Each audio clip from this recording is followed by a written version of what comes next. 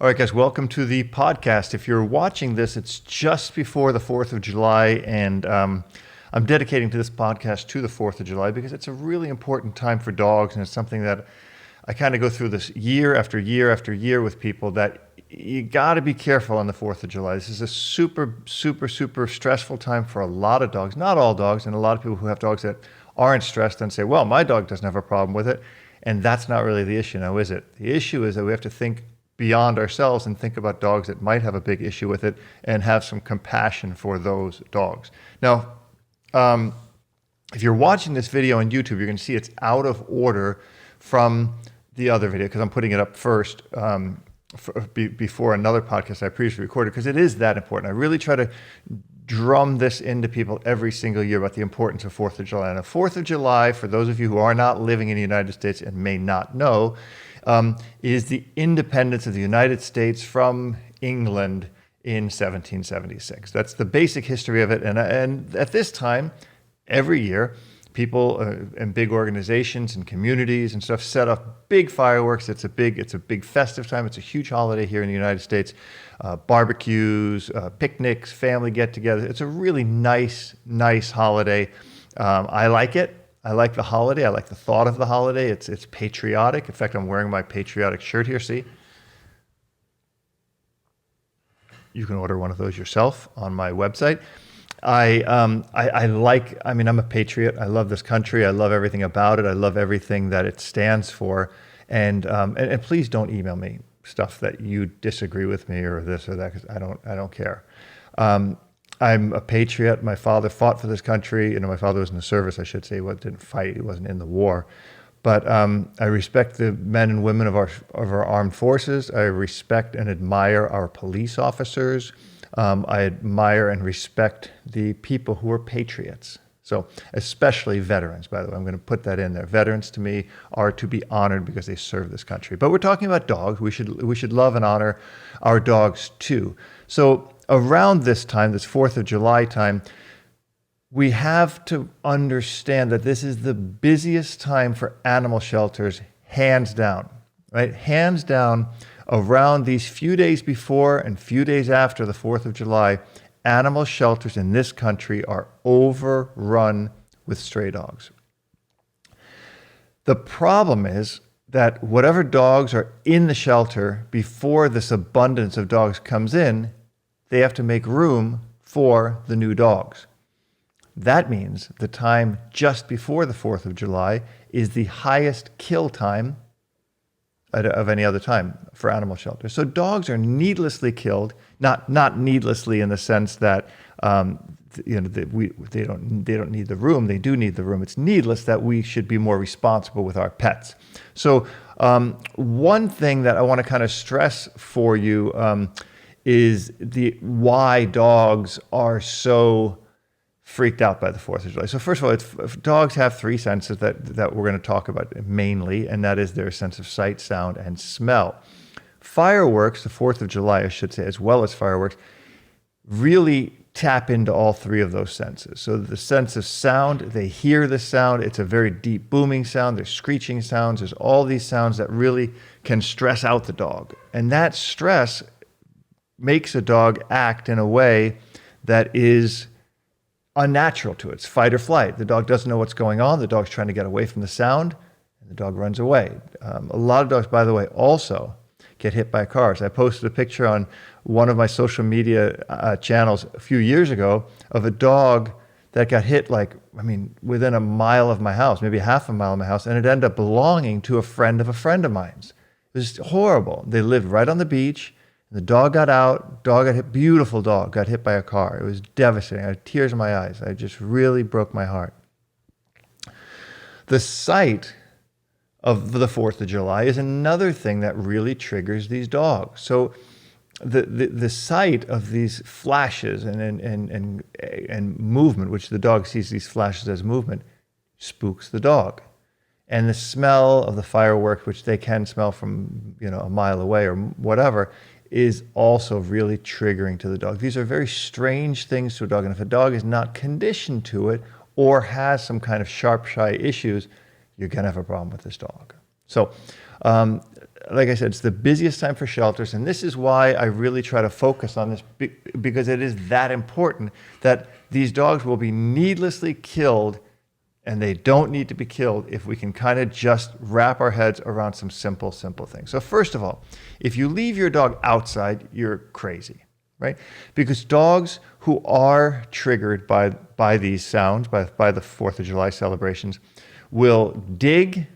They'll dig under a fence, they'll chew through a fence, or they'll jump over a fence. So unless you have a fence that is completely bulletproof, and I don't know that fence, by the way. I don't know. Even chain link fences, I've seen dogs chew through them, crashes their teeth, completely destroys their teeth. But they're in a fight for their life, right? They don't know what this sound is, and the sound is freaking them out. So they're going to try to get away, and they're going to run, and they're not going to be oriented. So when they're out, they don't know how to get back, right? They're confused. They didn't set a chain of events to understanding how to get back. The idea of leaving the dog outside is insane. It's completely insane. So unless you have a completely safe kennel, and by a kennel, I mean the kind of kennels like they have in shelters, where your dog will just be completely stressed out of his gourd, you shouldn't leave your dog outside, right? You shouldn't. And even if you do leave them outside and they're in that kind of a kennel, they'll still be stressed out of their gourd. So if you have any compassion in your heart, this is not the right thing to do. So stop that thought and listen to what I'm talking about in this podcast. Again, I love the 4th of July. I mean, I'm not a big fan of fireworks. I don't really care. I mean, like, I don't look in the sky and go, oh, the world is awesome, we're blowing off fireworks.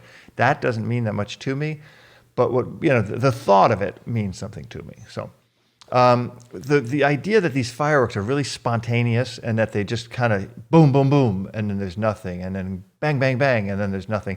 It's so impulsive for the dog that they trigger on that, and then in the downtime, they don't know what to do. There's even dogs that will be fine with it. Like, for example, Goofy and Maya are fine with gunshots because I've worked them in protection sports. They're okay. If they hear a gunshot, that's fine. They'll lay down. When we go out to the hunting club, they'll just lay in the car and they hear all kinds of gunshots. It doesn't bother them. This fireworks thing is a different thing. So, I just saw a thing on the news, Janet and I were looking at it, where it showed a dog, a police dog that dug its way out of a fenced yard and ran away. So police dogs are obviously very well adapted to sounds like gunshots because they're around it. Now, I mean, with the exception of a military dog that came out of, maybe a war zone, Afghanistan or something like that, maybe they're conditioned to it. But remember, the dog can change. Things can happen to the dog to make the dog change. For example, Maya used to be couldn't care less about fireworks, did not care.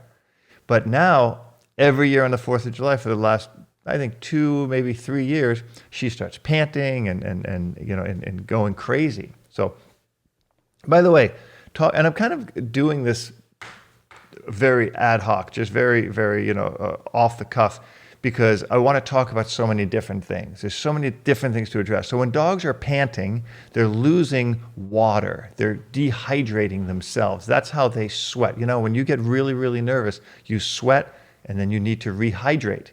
Well, when dogs pant, that's their way of sweating and they need to rehydrate. So you want to have a lot of water around for your dog. Now, be aware that you're going to have water around and your dog's going to need to go potty, but you're not really going to want to let your dog just go outside. So when your dog goes outside, you're going to want to make sure to have your dog on a leash, and that leash should be secure. And make sure when the dog's on a leash that the dog's wearing a proper collar. That means the collar should be either a martingale or a choke chain or something, not a flat collar. A flat collar will not work, and a lot of times a harness will not work either because the dog will pull out of it. So that's another thing to think about. I've got some basic notes I'm going on, but I really want to preach the safety for your dog at this time of the year, the 4th of July. And if you're in another country, this is just a funny experience for you. You might just listen to it. Or unless you live in a country where there's wars and there's gunshots and explosions, and this might help too. But remember something. So let me talk to you about a dog's hearing. So a dog's hearing is very different than ours. So dogs, first of all, they can hear at 75 feet what you and I hear 15 feet. That means a normal conversation is heard by a dog at 75 feet. You can hear it maybe across the room. The dog can hear it down the street. And when the hearing is that sensitive, then sounds become more amplified to the dog. Remember, that's why I don't like dogs in loud concerts or anything like that, because it's really hard for them. Some dogs will wear hearing protection, but it's quite difficult. Also, our hearing goes from 20 cycles to 20,000 cycles. That's the amount of time the air is moved in a second. 20 hertz means the air is moved 20 times per second, which is a very low rumbling sound. And at 20,000, it's a very high hissy sound, hissy, H-I-S-S-Y sound. And those sounds are sounds that are heard by humans. And some speakers will reproduce them, not the speakers we have now, but back in the day when we had really good audio speakers, they would reproduce those sounds. Some headphones will reproduce them. You may not be able to hear it. At my level of hearing, I can't hear very, very high frequencies. Low frequencies, sometimes you can feel them. Low frequencies can also be damaging people. I'm not going to get into that. But a dog can hear 60,000 hertz, which is 3 times higher. There's Maya crashing out. 3 times higher than what we can hear. So when there's all these screeching sounds and all this stuff, speakers wouldn't have been able to reproduce it. Speakers would not even be able to reproduce it. But the dog can hear those sounds. Those sounds exist in nature. A dog can hear them. Think about that sensitivity of hearing, because even when you're inside, sound travels through walls and windows and such. If the dog is going to be inside, you want to make sure those windows are closed and turn your air conditioner on if you have one. I mean, if you don't, run a fan, do something, but try to make sure that your dog is protected from those sounds. Now, the dog's eyes, the sense of sight, and I talk about all this when I do my Bound Angels University program. So if any of you are listening to this and have been through my Bound Angels University program, I talk a lot about a dog's senses, because to understand the dog, you should understand the senses. Just like to understand a person, you should understand their senses.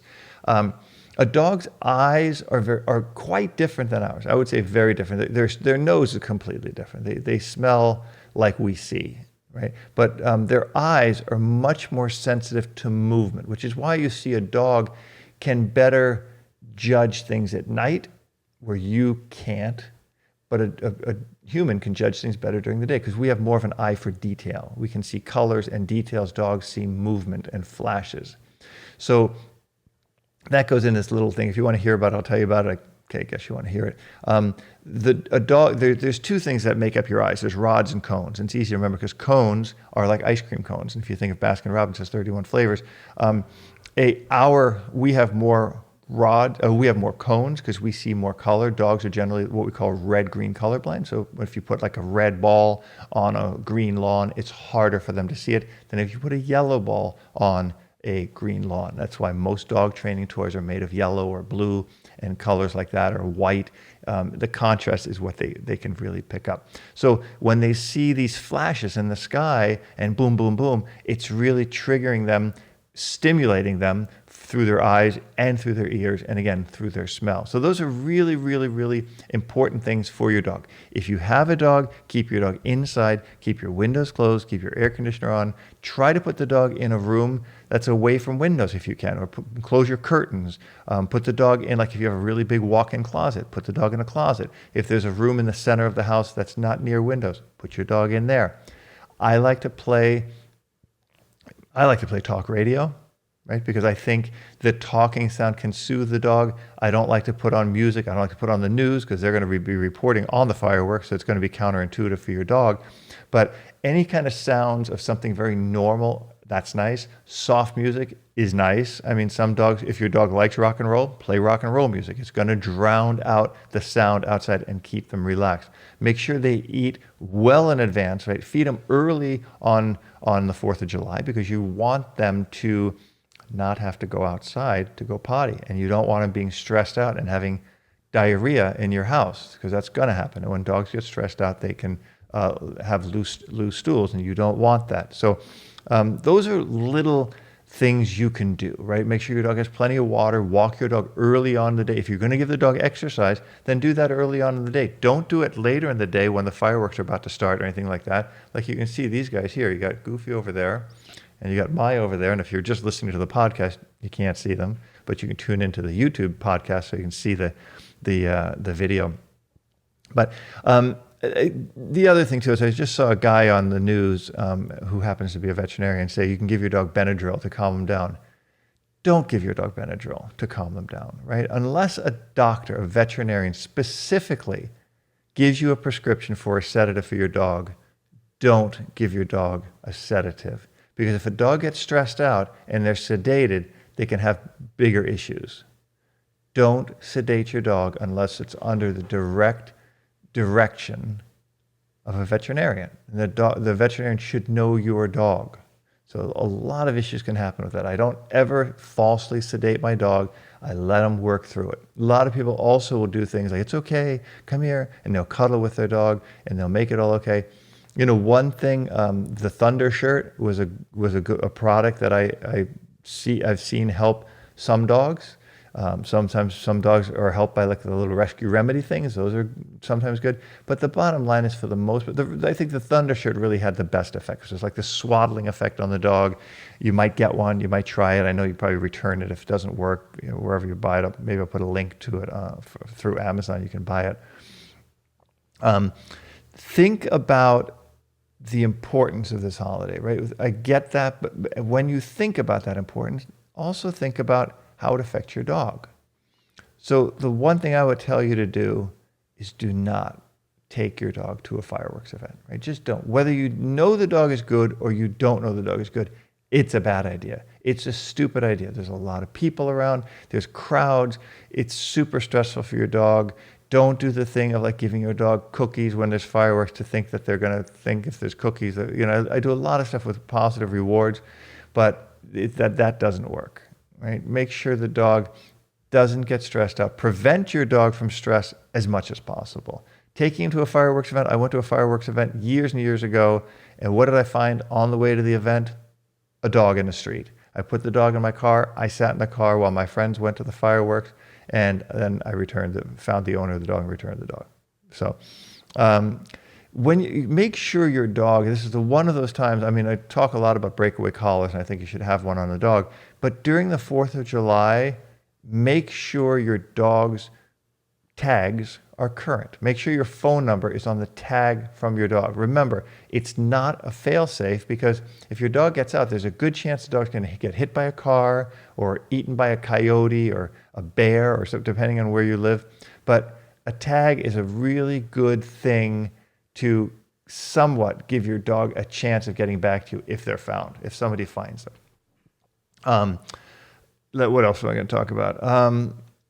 Again, keep your dog on leash just before and just after the 4th of July, because it's really going to be, you know, there's dopes around the corner here setting off fireworks all week long. I have no idea. I never understood people who set off fireworks in their backyard. I just never understood it. I think it's wacky, especially when you've got these great big barges and these big fireworks shows. And I guess with the 4th of July coming at this crazy virus, COVID time, you're not going to be able to go to fireworks shows, but you can see them out of your window or something like that. I'm sure. I don't know. I don't know where you live. Turn on the TV. Maybe they'll still have them on TV. I mean, I'm as crazy about this whole virus thing as everybody else. You know, just being locked down, not being able to do anything.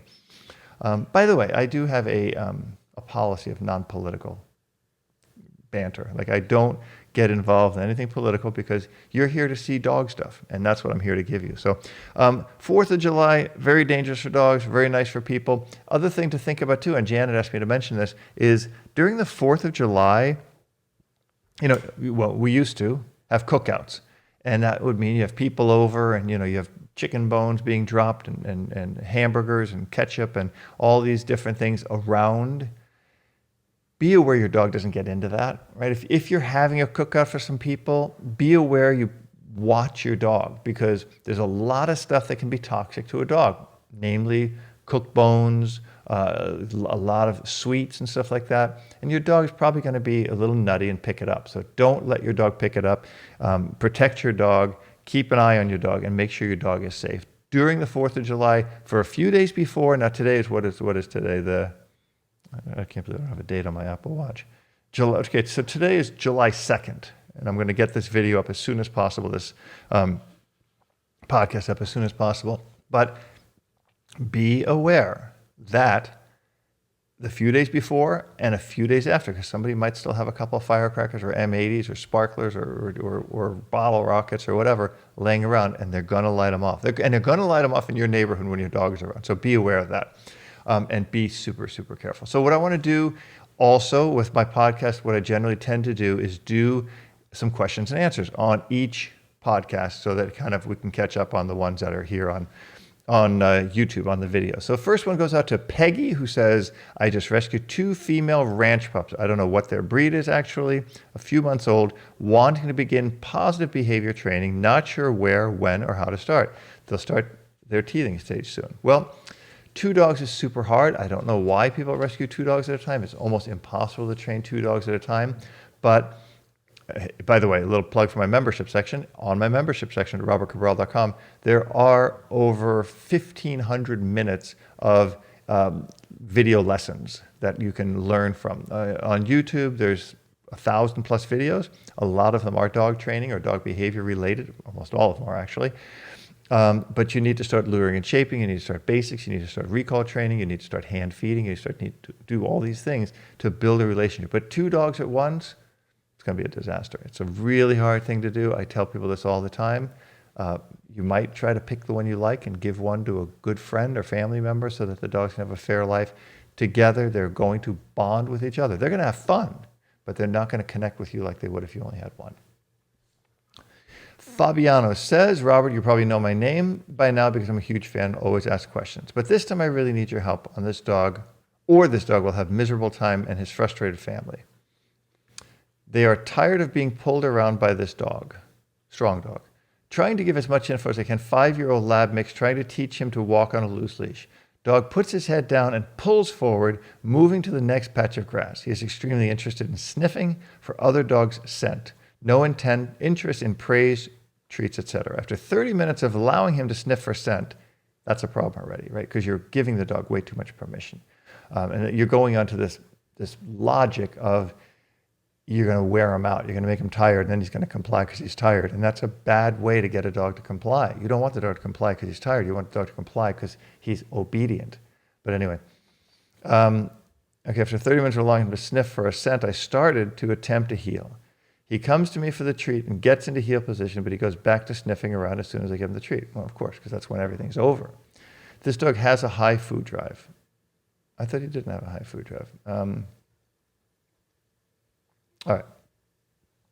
Keep in mind this dog is on every daily walk twice daily. This is being done in an apartment complex. There are other dogs, but he ignores them. That's good, thank God.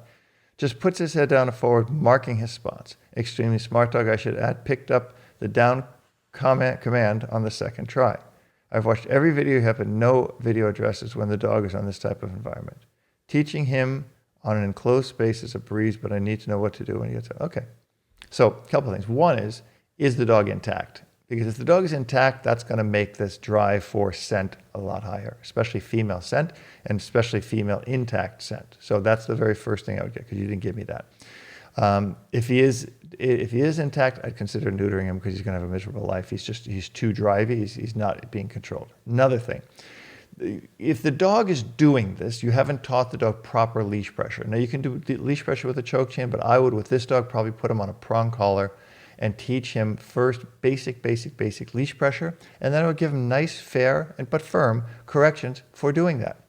Next thing, don't let the dog sniff for 30 minutes and then try to get obedience. Try to get obedience right out of the door and then allow the dog permission to sniff. In other words, what you're doing, you're putting the carriage before the horse in this case. So if you have the dog out and the dog is made to comply, to listen to you, to focus on you, and to do all these things, and does it, and then gets a reward, he's more likely to comply than if you take him out and let him sniff and then let him look back to you. Because then all he's going to do, once he looks back, he says, well, it was more fun sniffing. There was no aversion involved.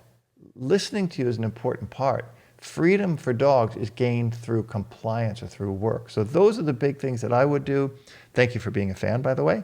But I would really, really focus on some solid obedience. I mean, the dog gets out, let him, I get it, he lives in an apartment, he's got a potty. Let him potty. Then get him under obedience and get him under wraps so that he can listen to you and have a nice life.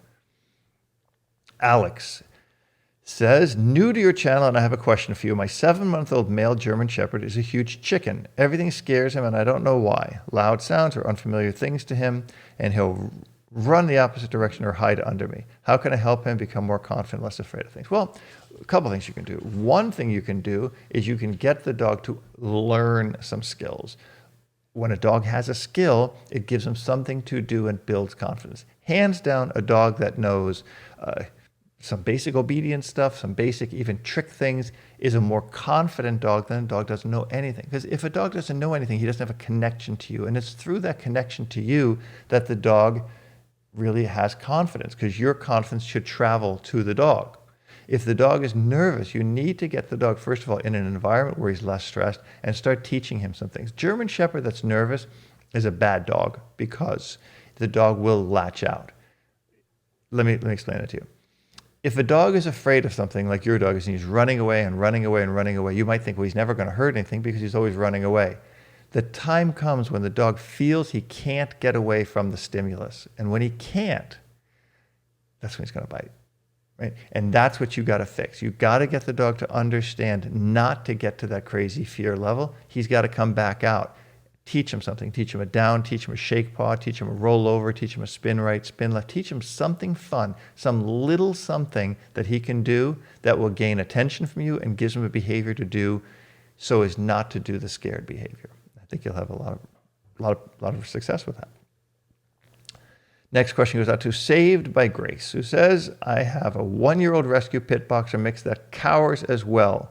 She whimpers when dogs bark at her in the neighborhood and won't quit looking at the dog when we walk past those yards. She doesn't try and run away from the area now that I'm using a Hermspringer prong collar, but she whimpers and the hair on her back stands up. Should I stand with her in front of those yards until she calms down or continue walking past calmly?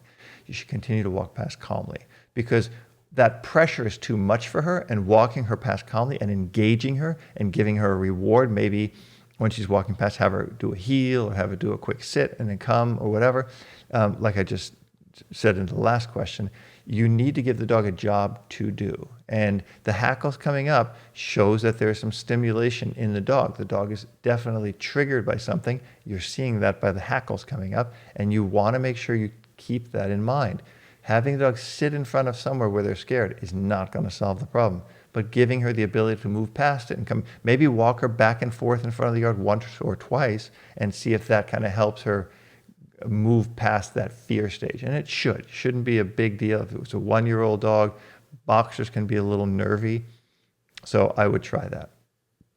Mark asks, what do you think about a muzzle at the vet's office? My 1-year-old is reactive when cornered by strangers, such as at the vet's office.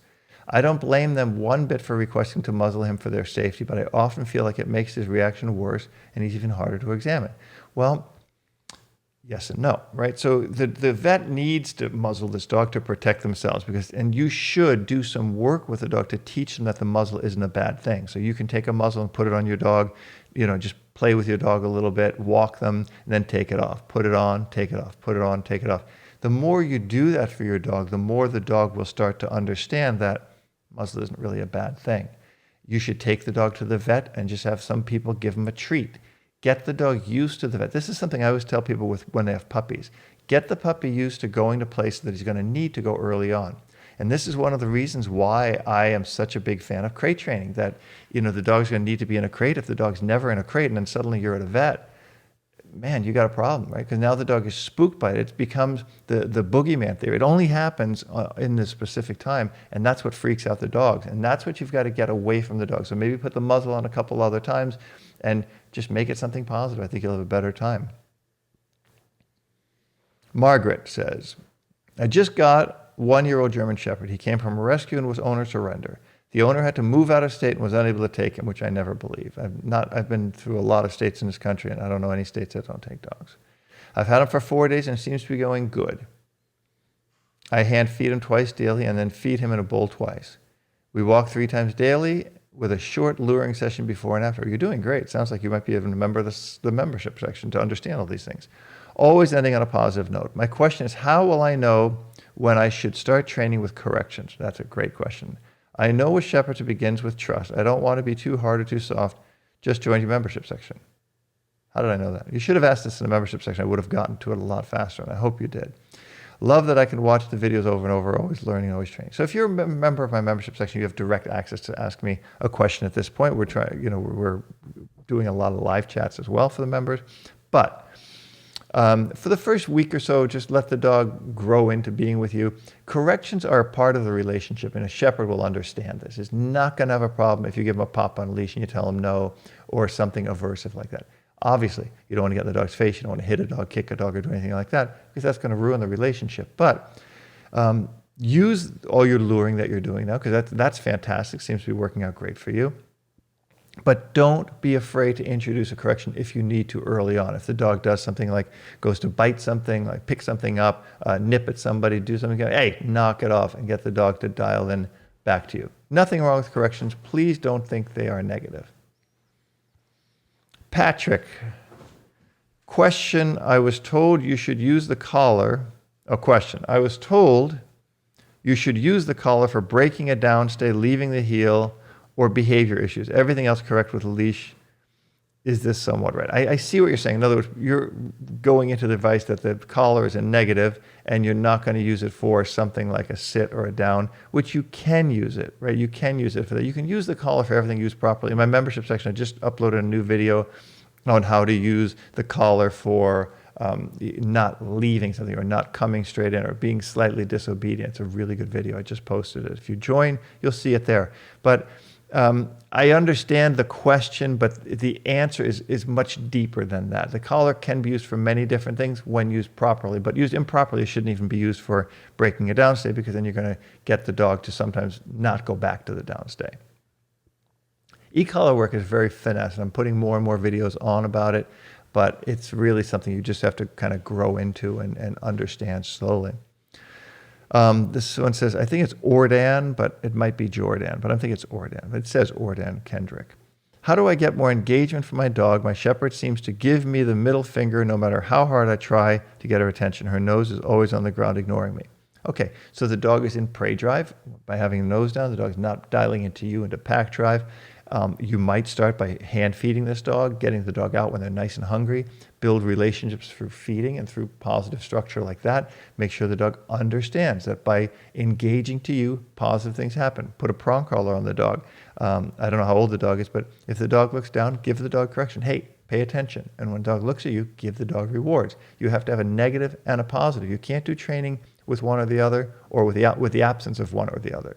So you must have a positive and a negative. The negative is the correction. The positive is the reward. The reward can be praise. It can be treats. It can be a toy. But get the dog to understand that through the praise, through the positive, the dog's going to get what he wants, which is a positive. And he's going to avoid getting what he doesn't want, which is a negative or a correction. So luring and shaping, hand feeding, those are all really great tools. And keep your training short of all things. Keep your training short, because most people have the training too long, and then you end up with a dog that's just not having fun, right? So, okay, guys, I'm going to end this podcast here. Please be sure to check out my members only section at robertcabral.com. My store on robertcabral.com will show you all the products I use, all the products I recommend, all the products I really love. People always ask me, what do I use? Well, if you want to know what I use, go to my memberships. Go to my robertcabral.com website, and you'll see all the products I use are listed on there, and you can buy them directly from there, which actually supports the channel and the podcast.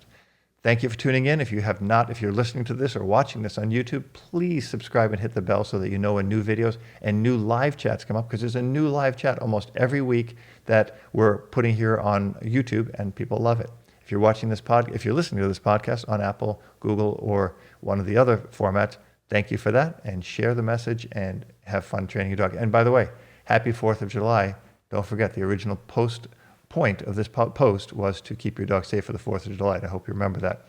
Share it with your friends. Take care.